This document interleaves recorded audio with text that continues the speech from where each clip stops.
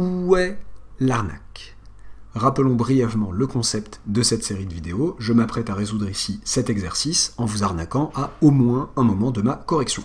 À vous de voir à quel moment je vous aurai arnaqué. Pardon. En seconde partie de vidéo, je dévoile là où les arnaques et je vous indique une correction valide. Évitez la section commentaires pour ne pas vous faire spoiler, avant d'avoir vu en tout cas la vidéo. Et si vous avez un commentaire à émettre qui va dans le sens du spoil, de manière directe ou non, merci de bien vouloir le préciser en début de commentaire. C'est parti. Alors, exo tiré, alors de mémoire si je ne confonds pas les sujets, tiré d'un sujet de l'ENS en BCPST, en section BCPST, année 2024 je crois. Donc un tout petit bout du sujet, soit A0, A1, A2, 3 réels, et soit Q ce polynôme, x au cube plus A2x au carré plus A1x plus A0, polynôme donc à coefficient réel, montrer qu'il existe, petit 1, montrer qu'il existe z appartenant à R tel que Q de z égale 0, donc montrer que Q admet au moins une racine réelle en fait. On suppose désormais, donc à partir des questions suivantes, on suppose désormais que toutes les racines, pour les questions suivantes, on suppose désormais que toutes les racines de Q sont réelles, on les note Z1, Z2 et Z3 avec Z1 supérieur ou égal à Z2 supérieur ou égal à Z3, supérieur ou égal, donc on n'interdit pas qu'il y ait répétition, voilà. Il y a 3 racines au sens de la multiplicité, mais on suppose qu'elles sont toutes réelles. Voilà. Petit 2, montrer que les racines de Q' sont deux réels, Y1 et Y2, qui vérifient Z1 supérieur ou égal à Y1 supérieur ou égal à Z2 supérieur ou égal à Y2 supérieur ou égal à Z3. Voilà. Ok, donc Y1 et Y2 sont là, quoi. Ok, comprises l'une entre là et là, et l'autre entre ça et ça. Okay. Petit 3, en déduire que A2 au carré est supérieur ou égal à 3A1. Vous pouvez vous donner à peu près 25, voire 30 minutes peut-être de réflexion et de recherche avant de regarder la correction. Ça dépend de votre filière aussi, mais voilà. BCPST, je pense que c'est bien. Peut-être un peu moins que 30 minutes quand même pour les deuxièmes années, mais bon, dans ces eaux-là, 20 à 30 minutes, ok. Et c'est parti, correction. Montrer qu'il existe Z réel tel que Q de Z égale 0. Bon, classique de chez classique. Q est un polynôme à coefficient réel de degré impair, ici de degré 3.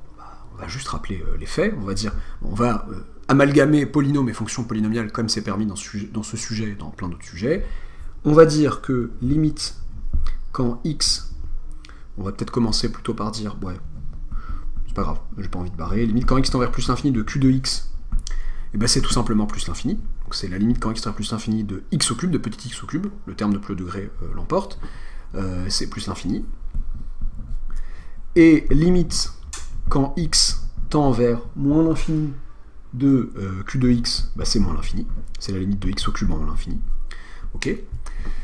Q est continu sur R, car polynomial.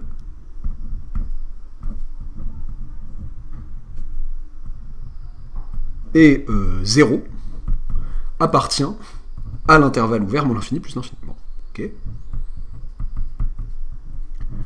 Le corollaire du TVI, donc on aurait pu préférer une rédaction avec le terme de l'objection, ça ne change pas grand-chose. Le corollaire du terme des valeurs intermédiaires nous permet de conclure qu'il existe un Z réel, nous permet, pardon, de conclure, eh bien, il existe un Z appartenant à R tel que Q de Z égale 0. Ok. Ensuite, montrer que les racines de Q' sont deux réels Y1 et Y2, tels que Z1 supérieur ou égal à blablabla. Ok.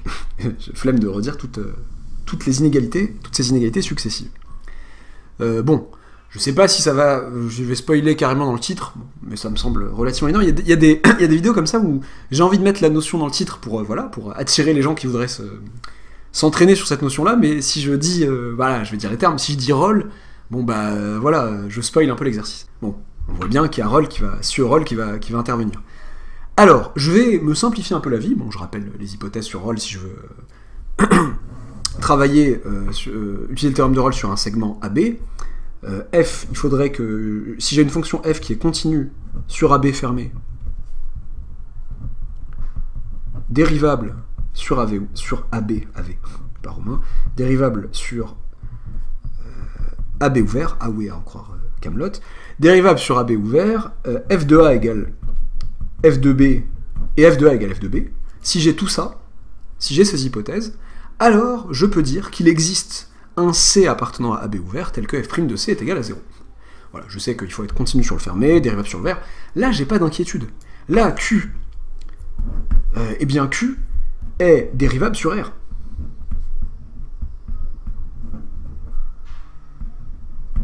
aucun souci, donc continue sur tous ces segments, et dérivable sur tous ces segments, enfin, fermé, ouvert, comme vous voulez, quoi. Q est dérivable sur R. De plus,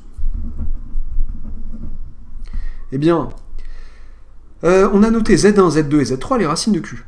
Réelles de Q. Les racines de Q qui sont toutes réelles. Bah, Q de Z1, je sais que c'est Q de Z2. Et accessoirement, c'est égal à 0. Je m'en fiche, mais les deux sont égaux. D'après, oui, je vais dire, et Q de Z2, tant qu'à faire, égale Q de Z3. Zut. Q de Z2 égale Q de Z3. Égale 0 aussi. D'après le théorème de Rolle, eh bien, il existe, tout simplement, Y, pardon, les avait appelés comment ? Y1 appartenant à, donc c'était Z, je vais pas me tromper de sens, vous voyez, Z2 inférieur, j'ai failli écrire Z1, Z2, non, Z2, Z1, pas de bêtises de ce genre-là, Z2, Z1 ouvert, tel que Q' de Y1 égale 0, et il existe Y2 appartenant à Z3, Z2, pareil, pas se tromper de sens, tel que, ce serait fâcheux, tel que Q' de Y2 est égal à 0. Ok, je tiens deux racines réelles distinctes. Y1 qui est dans cet ouvert, Y2 qui est dans cet ouvert, ils peuvent pas être dans le même... Enfin, ils peuvent pas être égaux, du coup, ils sont dans deux intervalles bien disjoints. Q' admet deux racines distinctes. On me permet cette abréviation que vous ne vous permettez pas. Y1 et Y2, bon, réels en l'occurrence ici. Et quel est le degré de Q'? Bah c'est 2. Degré de Q, c'était 3. Q' ne peut pas avoir plus de racines que son degré. Donc ce sont les seuls. Donc ce sont ces seules racines.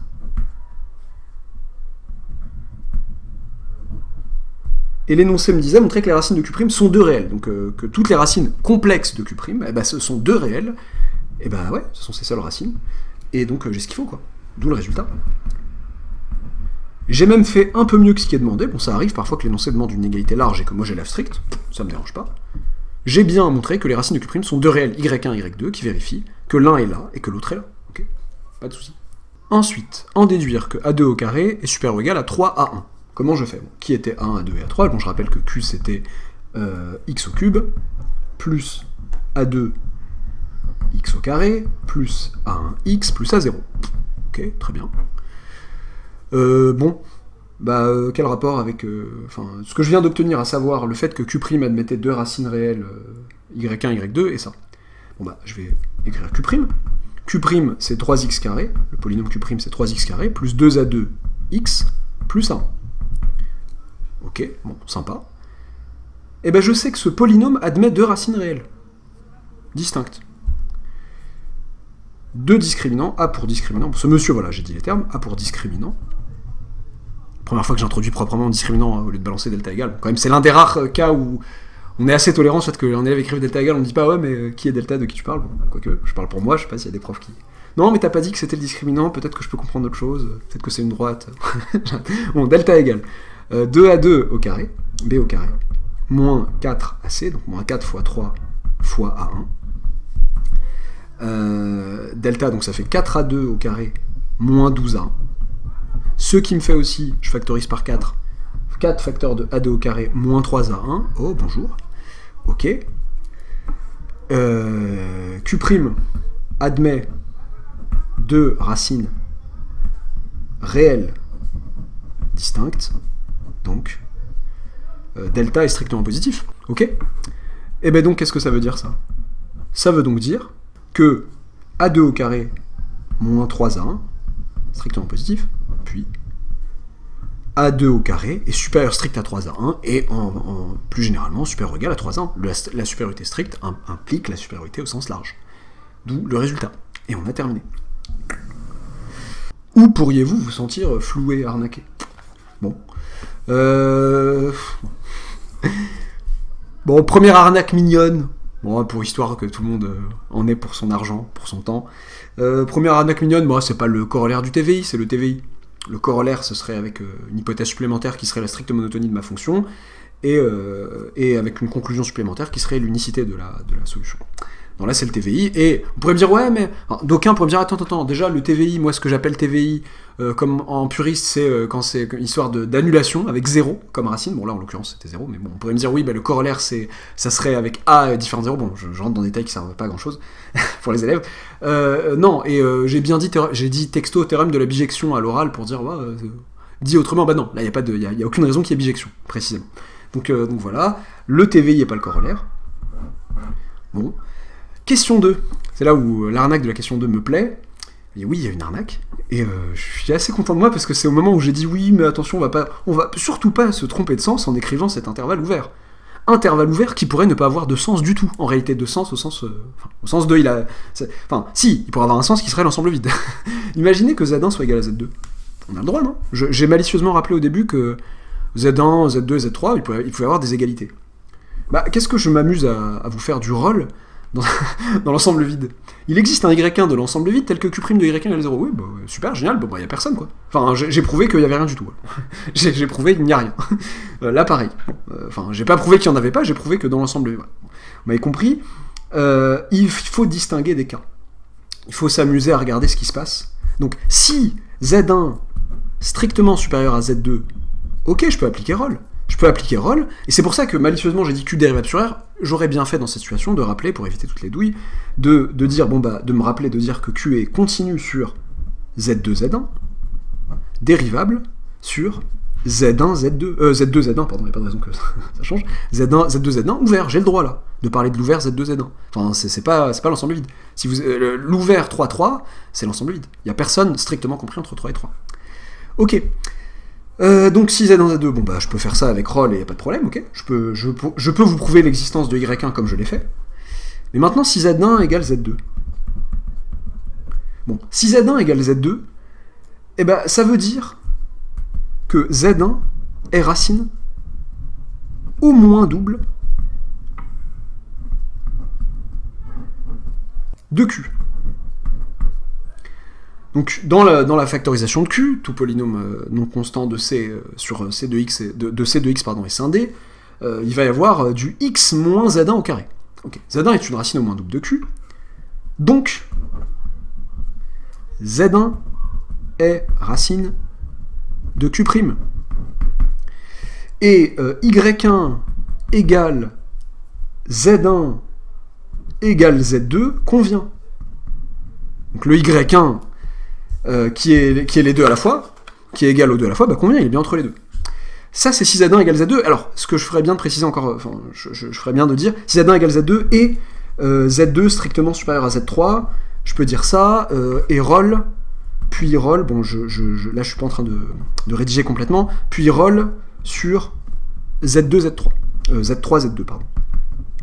Pour l'existence de Y2, pour parvenir à établir l'existence de Y2. Pareil, si Z1 strictement supérieur à Z2 et Z2 égale Z3, alors là je peux faire pareil. Et maintenant, un cas un peu différent, si Z1 égale Z2 égale Z3, ben, qu'est-ce que ça veut dire? Z1 est racine...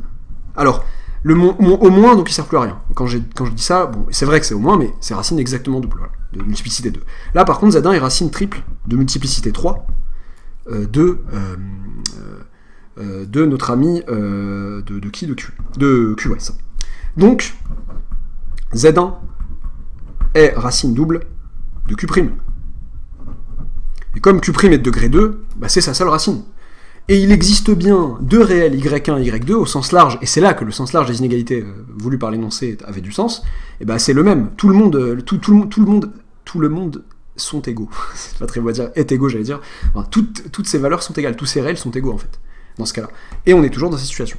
Ok, mon président, attends, mais comment tu fais avec la 3? Bon, j'espère que vous avez bien compris la 2, j'ai pas voulu tout rédiger. La rédaction de roll, enfin, la douille était dans le sens de qu'on pouvait pas appliquer roll, mais la rédaction en soi était pas choquante. Petit 3, en déduire que l'histoire de discriminant positif. Comment on fait? Bon, bah, c'est pas grave. Là, arrivé là, je dis pas Q' admet deux racines réelles différentes, admet au moins une racine réelle. Vous pourrez me dire, attends, mais l'énoncé dit 2. Oui, que les racines de Q' sont deux réels Y1 et Y2 qui vérifient, mais quand je dis 2, pas forcément au sens de deux différents, bah, Y1 et Y2 sont deux réels qui vérifient ça. 3 et 3, bah, ce sont deux réels qui vérifient 4 supérieur ou égal à 3, supérieur ou égal à 3, supérieur ou égal à 3, supérieur ou égal à 3. Voilà. c'est pas un problème en soi. Donc Q' admet au moins une racine réelle. Il y a au moins un réel qui est racine de Q', ça c'est sûr. Donc delta est positif ou nul. Q' qui est un polynôme à coefficient réel, j'aurais pu le faire du zèle et le rappeler, bon là c'était évident ici. Donc j'ai ça qui est supérieur ou égal à 0, et puis il y a 2 au carré qui est supérieur ou égal à 3. Voilà. Donc, le supérieur ou égal de l'énoncé, c'était pas une histoire de vous auriez pu faire mieux que ça, non. En l'occurrence, avec les hypothèses, on est obligé de garder du large. On ne peut pas nous permettre de parler de strict à cause de la situation potentielle où il y aurait des égalités entre racines Z1, Z2 et Z3. Voilà. J'espère que ça vous aura plu, que vous serez fait avoir. Bon, tout le monde, beaucoup auront vu le 1, beaucoup d'élèves auront vu le 1 en tout cas. J'espère que certains se seront fait attraper sur le... Bon, le 1, on pourrait me dire, c'est qu'une histoire de nom. Bon, faites attention si vous êtes élève, voilà. Vous amusez pas, c'est pas le moment de dire oui, mais finalement, le corollaire, je sais pas quoi. De rentrer dans des débats inutiles. Voilà, vous avez des noms, on vous donne des noms de théorèmes, utilisez les noms qu'on vous donne. Mais le 2, par contre, voilà, le 2, c'est vraiment l'arnaque de raisonnement sympathique, je trouve. Faire croire qu'il y a quelque chose alors qu'il n'y a rien. Voilà. On est en train de travailler sur... Voilà, j'applique roll à un point. Enfin, si on regarde le fermé, bon, le fermé Z1, Z1, c'est un point, et l'ouvert Z1, Z1, c'est l'ensemble vide. Voilà. Voilà, j'espère que ça vous aura plu. N'oubliez pas de vous abonner si ce n'est pas encore fait, d'activer la petite cloche des arnaques, et à bientôt pour une nouvelle vidéo.